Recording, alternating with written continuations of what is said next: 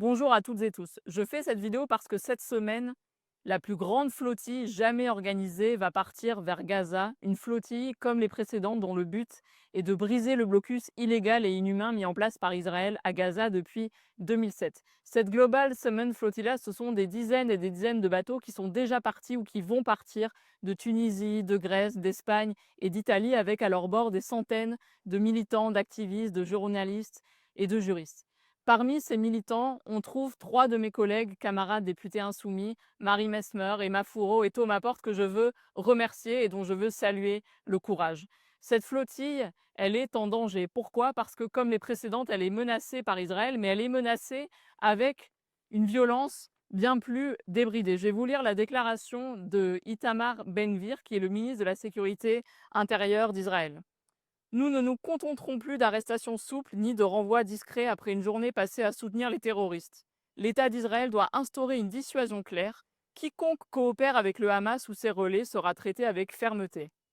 Après quelques semaines à Ketziot ou à Damon, ces sympathisants du terrorisme perdront toute envie d'organiser une nouvelle flottille vers Gaza.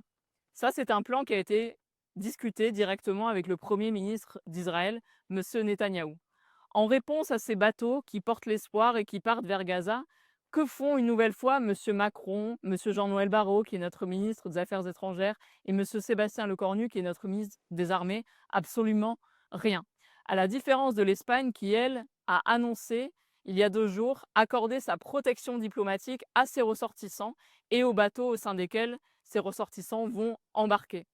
Souvenez-vous, monsieur Jean-Noël Barrot, lorsque nous étions partis cet été à bord du Andala, n'avait rien trouvé de mieux que de faire un tweet disant que nous étions irresponsables et que Gaza était une zone extrêmement dangereuse.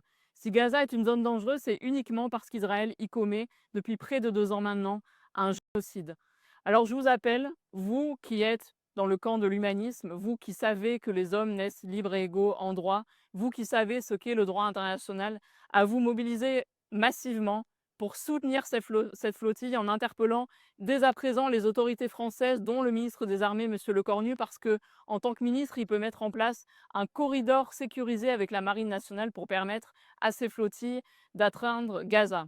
Je vous appelle également à manifester ce samedi à 14 h, place de la République, en soutien au peuple palestinien. Et rappelez-vous que lundi prochain, nous ferons tomber M. Bayrou et l'ensemble de ses ministres incompétents et que la complicité de la France avec Israël est une raison suffisante pour faire tomber ce gouvernement, tout comme la complicité de la France avec Israël est une raison suffisante pour vous mobiliser massivement le 10 septembre et faire partir M. Macron. La République française et son peuple ne seront jamais les paillassons d'un État raciste, d'un État colonial et de M. Netanyahou.